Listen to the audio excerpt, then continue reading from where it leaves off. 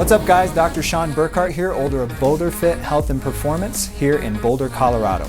I am a doctor of chiropractic, fellow functional neurologist, a certified functional medicine practitioner, and a strength and conditioning coach. I'm here to help you guys in any way I can progress in your life, whether that's getting selected, injury prevention, or elite human performance. So without further ado, let's help you get selected.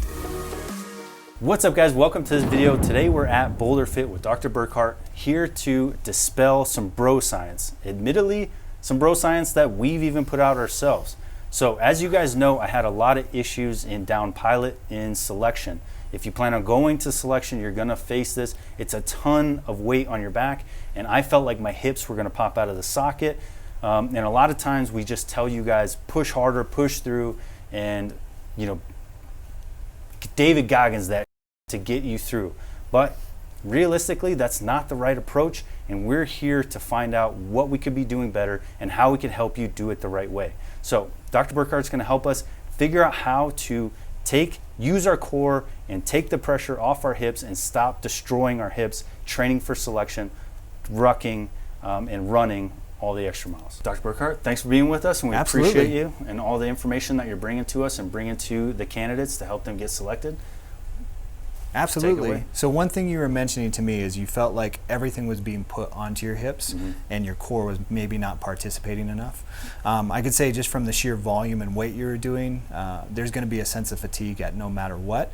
But I think something good we can do is test to see if you're actually having good core activation, because again, this should be a reflexive action when you have that weight on your back to have good core integrity, so you're not purposefully trying to use other areas too much. Okay, so you think that my hips were compensating for a lack of core engagement? It's possible. Again, with that volume, you're just going to be going through a lot no matter what, but I think having a test to see if there is core integrity will say it works well, and then when you start training for strength and endurance, you know you're layering that on a good foundation. Nice. Yeah. Okay, so how do we do the test? So let's do the most basic test we can do is a primitive rolling pattern. It has everything to do with, do you have good core activation, nothing to do with core strength. Okay. Right? So let's have you take that ruck trainer off. And so just looking at this, I can tell we're going to have some issues with your shoulders probably because you're not able to get your arms all the way down.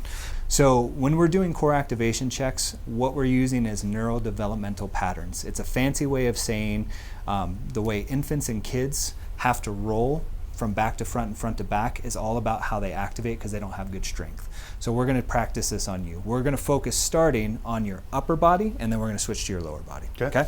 So for this first test, we're going to use your belt as the line where everything below the belt you're not allowed to use. Okay. So just pretend it's paralyzed, you can't use it. Okay. And we're going to have you roll from your back to your front, going towards your right side. Okay? Okay? So I'm going to come down to the bottom here, and I'm going to put my hands under your heels. That way, if I feel you're having trouble and you're starting to push off, we're going to be able to catch if you're compensating or not. Okay. Okay.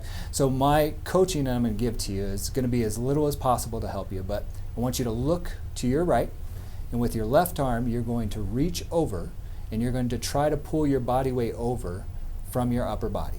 So go ahead and lean. And right there, you can probably already feel it, Sean, where you're starting to flex that hip.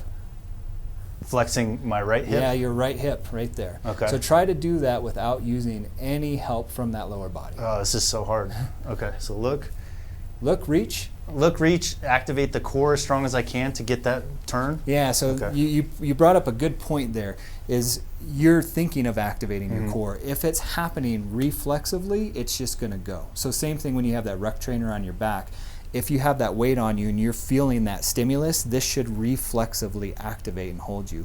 Same thing when you're reaching over. As you reach, you're going to start pulling through your core. That should happen reflexively. If it doesn't, you're going to start doing what you just did by flexing your hip trying to help out. Okay. So try that again. Don't overthink it. Just try to pull yourself over to your side.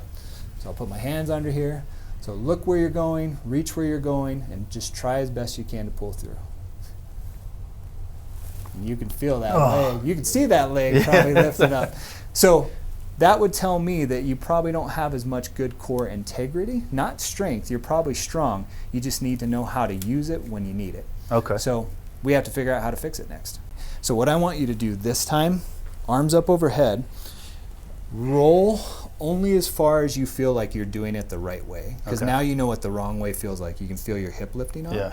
And when you get to that sticking point, I want you to use that coaching cue I gave you earlier about breathing into the belly. Okay. Right? And then once you're there, exhale, try to go a little bit further. If you can't, then I'll put another one under you. Okay. Cool. So start to look first, reach through. Keep pulling.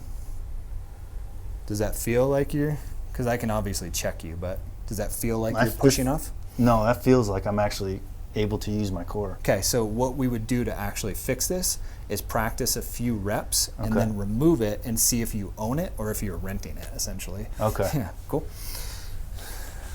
So then just hit this a couple times? Yeah. Were you So- recording that whole thing anyway? Yeah, I don't So want that- to break the audio and video. All right. Yes, that was all solid. Okay, so again, I'm going to come over here.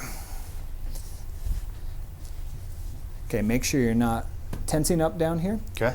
Look where you're going, reach through with your arm. If you hit that stick point, use that coaching cue earlier to use that diaphragm breathing.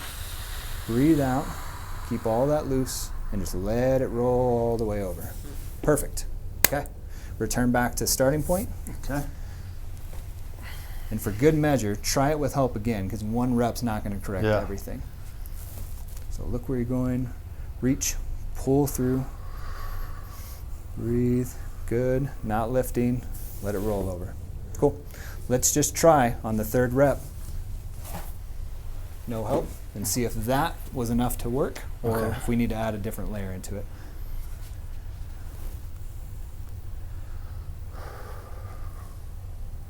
See, we want to lift up again. So let's I'm give getting, you like stuck right here. So let's give you some more feedback with this Okay. to see if we can help that one more time. That felt a lot better though. I felt like I had a lot more control just after practicing a couple times. Yeah, and in the progression is when we're giving you some help through facilitation by lifting you up a little bit, you're able to explore your sticking point. But you'd have to practice there enough to learn to get past that authentically and not use this. It's pretty natural to want to go back to the old operating system because it's what works. We're trying to layer a new program on top of that. Because once you got that layered and it's happening, then when you're rucking or doing whatever you need, it's reflexive and it's going. So let's give you a little bit more feedback and see if we can fix that a little bit better. So like the breathing though, the answer to this is learning the right technique and then practice. That's the key. So for Okay. every individual, you're going to have your own unique footprint of what you can and can't do. That might be a mobility problem, it might be a strength problem, or in your case, it looks like more motor control. Like, how do I activate this? Because I'm not used to using it that way. So we need to give you feedback to let you explore and feel motor control. By lifting you up onto that block, it's letting you feel that point you can't quite get to yourself. What I'm going to do next is I'm going to give you a little bit of a band to make you fight to reflexively have to use what you're not using to see if you can own it. Okay. So now, when I pull down, you might feel some pressure, so you're going to have to lift that shoulder. Is your shoulder good? Mm-hmm. Okay. So now try that same roll, Okay. looking to your side. Use that arm to reach up and through. All right, do this. Switch sides for you, because I don't want that on the mobile arm. There you go. Now, go ahead and start to roll over, pull through. And you're still at that stick point. Yeah. All right, relax it down. We actually need to do some work on you. I Man. know. This isn't a video for content. You're kind of jacked up. Yeah. All right. All right. So isn't that crazy though? Like I've gotten through selection. I've done it. I did the Q course. I deployed in special operations. I've essentially done it. And I still have issues that would prevent me from reaching my max performance. So just because you've done something doesn't mean that you're the expert at it. I mean, we could always get better. And I can't even roll over onto my side. Kurt does this with ease. It's insane. So the point of this band is as you're reaching up and over and I'm pulling down, you're having to reflexively stabilize against it and essentially fight me. And the way you're doing that is trying to figure out how to activate your core, right? So go ahead and push that arm up overhead. And let's use all three of the coaching things we've done. We've propped you up. We're going to get you to your stick point. You're going to use your diaphragm to breathe, and you're going to have to stabilize against my resistance. Okay. Okay? So look to your right. Reach through. breathe into the belly. Use that diaphragm, which is your inner core. And there you go. You're already going to pull over. Perfect. Okay. How did it feel? Feedback-wise? Yeah. A little bit easier? Okay. We've identified the problem. Guys, people watching this, guys, girls, whoever going to selection, they've identified that they can't get this turnover. What do they need? What would you recommend for them to start doing to figure out how to activate that core? That's a great question. So what I like to say is concepts are few, methods are many, right?